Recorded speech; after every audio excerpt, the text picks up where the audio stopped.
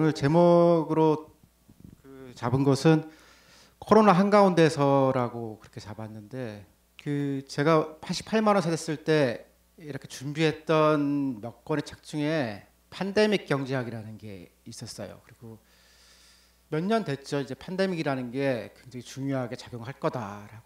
그래서 이제 올해는 그 책을 좀 준비를 해야겠다라고 작년 말부터 자료도 좀 모으고 이렇게 준비를 하고 있었는데 공교롭게도 또 코로나가 생겨서 진짜로 한가운데 들어와서 보게 됐고요.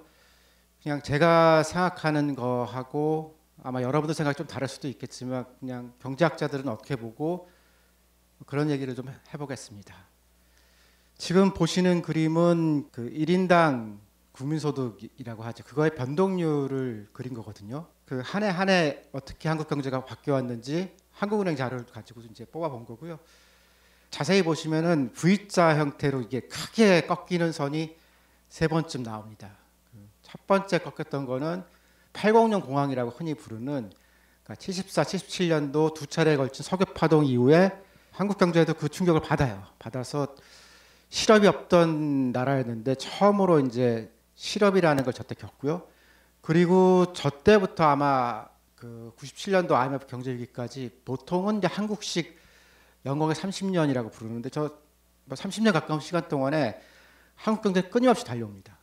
다 잘 돼요. 그러다가 어느 날 갑자기 그야말로 진짜 말 그대로 갑자기 IMF 경제 위기가 오고 그때 쭉 마이너스 떨어졌다가 한번 올라갑니다. 그리고 세 번째 꺾인 선이 보이는 게 2008년 글로벌 금융위기라고 하는 그러니까 리만 브라더스라고 하는 세계 최대의 투자은행이 망하면서 미국 전체가 위기에 빠지고 미국만이 아니라 전 세계 위기에 빠지죠. 그러니까 한국이란 시스템이 이렇게 세 번에 걸친 큰 위기가 있었던 그런 시스템인데 이제 올해 또 한 번의 저런 V자 형태가 될지 아니면 뭐 길게 가는 L자 형태가 될지 그런 위기를 지금 우리가 겪어가는 중이고요. 여기에 대한 이 충격이 어떻게 될 것인가 그런 고민을 좀 해보겠습니다. 지금까지 이제 경제학자들은 경제 위기가 오면은 이거를 이 깊이 혹은 크기, 심도가 얼마나 많이 떨어질 것인가 그런 문제를 봤는데 제가 보니까 지금 우리가 겪는 이 문제는 이게 깊이가 문제가 아니라 랭스라고 하는 길이가 문제인 그런 거예요. 그러니까 얼마나 이게 길게 갈 것이냐가 중요한 거지. 깊이는 뭐 더 깊을 수도 있고 덜 깊을 수도 있는데 이 길이가 생각보다 긴 것 같아요.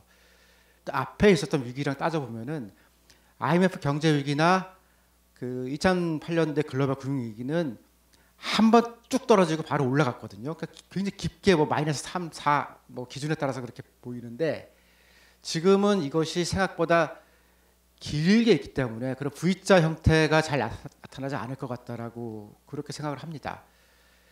비슷한 시기가 73년, 77년도 두 번에 걸친 석유 파동 때 이게 우리나라에서는 80년에 불황이 온 거거든요. 그러니까 73년부터 치면은 두 번에 걸친 이제 큰 사건에 따라서 위기가 이제 누적된 거예요. 지금 같은 경우는 아마 그거랑 비슷하지 않을까 싶고요. 석유 파동의 형태와 충격 이런 거는 이제 전 세계 경제가 바뀌어요. 그래서 미국은 레이건 대통령이 들어오면서 좀 신자유주의라고 하는 그런 흐름이 나오고 영국도 대처 수상이 나오면서 영국병을 고치자라고 하면서 또 다른 형태가 바뀌죠. 이때가 우리가 봤던 그 여러 경제 위기 중에서는 길이가 영향을 줬던 그런 시기인 것 같고요. 그게 어떤 형태로든지 다른 구조 전환을 만들 가능성이 크다라고 봐요. 세계 경제를 보면은 1945년부터 75년, 그러니까 보통 73년까지 얘기하는데요. 그 30년 동안을 영광의 30년이라고 하고 그때 대량 생산, 대량 소비라고 하는 포드주의 양식이 만들어졌고 그때 세탁기, 냉장고, TV 이런 마이크로웨이브 우리가 쓰는 많은 것들이 그때 다 공급이 되고 그 다음에 노동자들도 차를 가지게 되는 그런 시기가 펼쳐졌죠. 근데 그게 길이가 길었던 석유 파동 때 종료하게 됩니다. 이런 관점에서 이제 코로나19가 우리에게 미칠 영향을 이제 좀 엄밀하지 않지만 이제 시계 구분을 제가 해봤어요. 그러면 이제 네 개의 국면으로 나눌 수 있을 것 같은데, 그러니까 1국면, 2국면, 3국면, 4국면 그렇게 네 개가 나올 것 같아요. 그리고 올해 지금 우리가 겪고 있는 거는 코로나 제1국면인데 이거를 그냥 쉽게 얘기하면은 코로나 백신이 개발되기 이전 단계라고 할 수 있겠습니다. 지금 아마 그 중에서도 또 이제 뭐 1차 유행, 2차 유행, 3차 유행. 보통 외국에서는 이제 2차 유행이 지금 오고 있다고 얘기를 하는데 우리는 여름에 한번 올라갔던 것까지 포함해서 뭐 3차 대유행이다라고 표현하는데 이거 다 합쳐서 이제 일국면이라고 볼 수 있습니다. 그리고 이게 좀 우울한 얘기인데요. 지금의 이 흐름은 아마 내년 봄이 돼서 좀 꽃피고 그래야 조금 가라앉지 않을까 싶어요. 지금 뭐 당장 치료제가 있는 것도 아니고 백신이 있는 것도 아니고 그래서 뭐 몸으로 때우는 그런 시기가 되겠죠. 그리고 이국면이라고 하는 거는 선진국의 백신이 보급되는 그런 시기인데 제가 기준으로 삼은 거는 그러니까 해외에 좀 편안하게 여행을 갈 수 있는 시기가 언제 올 것이냐라는 거를 중심으로 한 겁니다. 아마 내년에도 그 비즈니스라든가 아니면 뭐 공무로 이렇게 꼭 가야 되는 그런 여행을 제외하고 그냥 우리가 투어리즘이라고 하는 관광을 위해서 해외에 가기는 쉽지 않을 것 같아요. 아마 내년은 그러니까 선진국들의 이제 백신이 보급되고 있는 2차 국면이라고 할 수 있을 것 같고요. 그 다음 해 이제 2022년에는 그러니까 뭐 저개발 국가의 백신이 희망컨대 보급이 되어 가겠죠. 그리고 그 상당한 형태의 경제 조정기가 진행될 거고 아마 이제 우리나라에서는 이제 지금과 같은 방역은 아마 2022년에는 이제 정지할 거예요. 뭐 마스크 없이 국내에서는 자연스럽게 돌아다닐 수 있지만 외국 가기는 쉽지 않을 거고 아마 그 정도 상황에서 국제적인 이제 방역 국면은 끝이 날 거고 그다음에 2023년이 되면 이제 4국면이라고 한 거는 백신 보급이 이제 완료가 돼서 사실상 지금의 코로나19 사태는 종료를 가할 건데 4개 국면으로 시기를 나눠서 본다라고 하면 지금 아직 1국면이 채 끝나지 않은 시기를 우리가 지금 지나고 있겠죠. 이거는 1인당 GDP 절대 크기를 뽑은 건데요.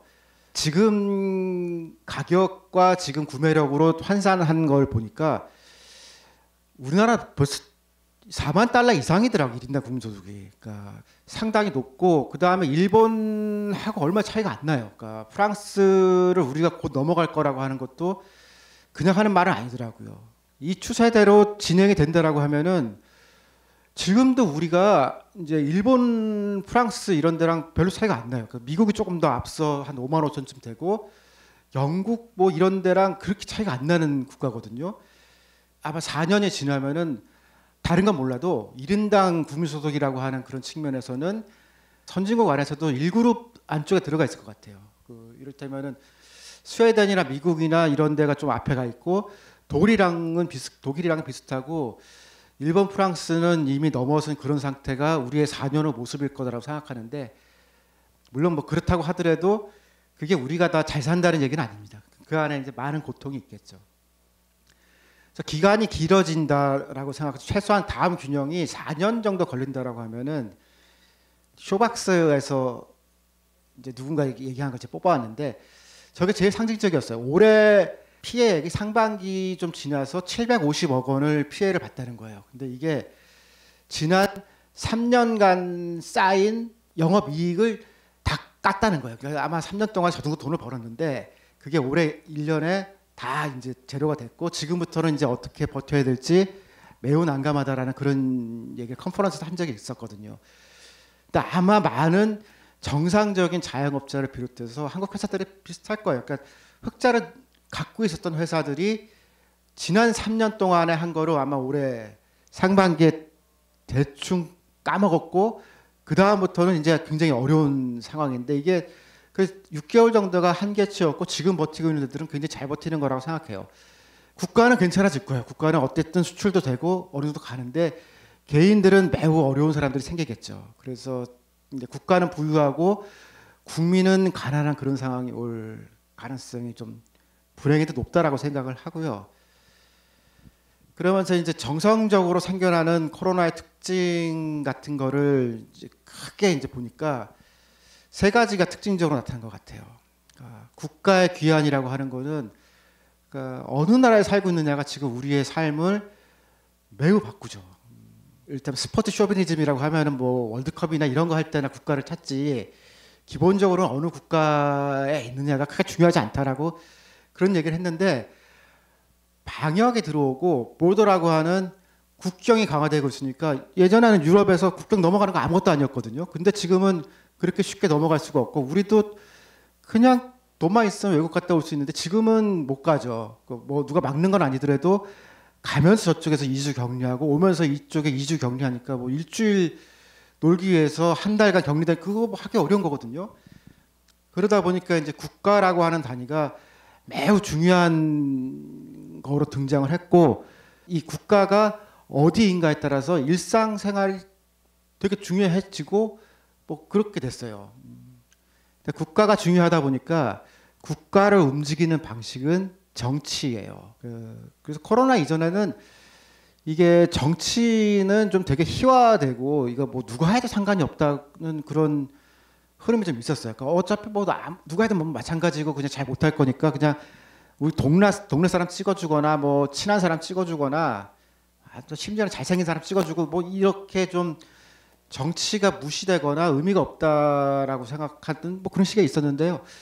국가를 움직이는 것은 결국 정치니까 역설적으로 코로나 국면에서 선거가 대부분 다 참여율이 높아졌어요. 그러니까 우리도 지난 4월 총선 때 참여율도 높아지고 굉장히 격렬하게 선거를 했고 미국도 이 뭐 건국 이래 최고로 많은 사람들이 투표를 했다는 거 아니에요. 그러니까 정치가 강화되고 그러니까 누구를 뽑을 거냐, 뽑은 사람이 어떻게 할 거냐라는 것이 굉장히 중요해졌어요. 그거는 이제 국가가 중요한데 국가를 움직이는 것이 정치니까 그런 일이 벌어진 거고 또 한 가지는 지방자치단체가 되게 중요해졌어요. 대구시장이 누군지 뭐 사실 좀 죄송한 얘기지만 아무도 신경 안 썼는데 코로나 초기 국면에서 대구시장이 누구고 어떤 사람이 어떻게 할 건지가 무지하게 중요한 시기가 우리한테도 왔었죠. 실제로 정치색과는 달리 그 단체장이 잘하느냐 못하느냐 이런 것들이 우리한테도 중요하게 지금 대두되는 거는 그 로컬이라는 것 자체가 이제 그러니까 방역과 경제가 움직이는 바로 그 현장이라는 측면에서 중요해지겠죠. 이런 전제하에서 이제 제가 이제 코로나 균형이라고 부르는 거는 이제 외국에서는 이미 선진국에 가 있는 나라들은 사실 어느 정도 구조가 안정돼 있으니까 그냥 원래 코로나 전의 상태로 갈 거다라고 생각을 많이 해요. 근데 우리는 이제 매우 다이나믹한 나라고 변화가 빠르죠. 그래서 코로나 때문에 생기는 현상도 있고 선진국이 되면은 발생하게 될 선진국 현상 두 가지가 같이 발생할 것 같아요. 그리고 이것들이 서로 영향을 미치는데 자영업자는 감소할 것 같아요. 그래서 많이 망하는 것도 있겠지만 원래도 선진국이 되면 자영업자가 줄어들게 되거든요. 그래서 저거는 막기 어려울 것 같아요. 그러니까 지금 있는 많은 자영업자들이 줄어들어서 근데 그것은 선진국 현상이기도 해요. 그 선진국이 되면 생기는 변화가 그냥 코로나 때문에 좀 먼저 발생했다라는 그렇게 생각하고요. 지역 경제가 강화가 될 거예요. 이건 좋은 점도 있고 나쁜 점도 있는데 어쨌든 그 중앙 경제 말고 지역에서 어떻게 할 거냐라는 게 매우 강화될 거고 그리고 노동 시간도 줄어들 것 같습니다. 이거는 꼭 재택근무나 이런 것 때문만이 아니라 그 선진국이 되면은 노동 시간이 줄어드는 경향이 있어요. 그래서 최근에는 시간을 더 줄이기가 어려우니까 그러니까 수요일 날은 아예 일을 하지 말자라고 뭐 호주나 이런 몇 군데에서 실험적인 시도를 하거든요. 그리고 월화 일하고 수요일 날 놀고 목금 일하고 그리고 주말 놀고 이렇게 가는 새로운 패턴들이 이제 연구 중인데 그게 이제 전부 다 이제 노동 시간에 관한 얘기들이죠. 그 다음에 이제 팬데믹으로 인한 변화가 국경이 굉장히 강화될 거예요. 뭐 어쩔 수가 없죠. 그리고 이거는 진짜 백신을 맞더라도 자기만 맞으면 백신이 100%가 아니거든요. 자기만 맞으면 되는 게 아니라 저쪽 국가에서도 상당 부분 안정화돼 있어야 되는데 이게 선진국 사이에서 그럴 거고 개도국이나 저개발 국가라면 또 어려울 거거든요. 그래서 매우 오랫동안 국경이 강화돼 있을 거고 그래서 여행이나 항공은 엄청나게 힘들 것 같아요. 그리고 글로벌 밸류 체인이라는 말을 쓰는데 이게 뭐 번역어가 마땅치 않은데 특정 국가에서 싸게 만들어서 싸게 사면은 부품을 그렇게 조달하자라는 건데 우리는 방역이 튼튼한 나라에 해당하기 때문에 글로벌 밸류 체인이라는 측면에서는 한국 경제가 이득을 보게 될 거예요. 그리고 심지어는 그 다른 나라에 있던 회사 본사가 한국으로 넘어오는 일들도 벌어질 것 같아요.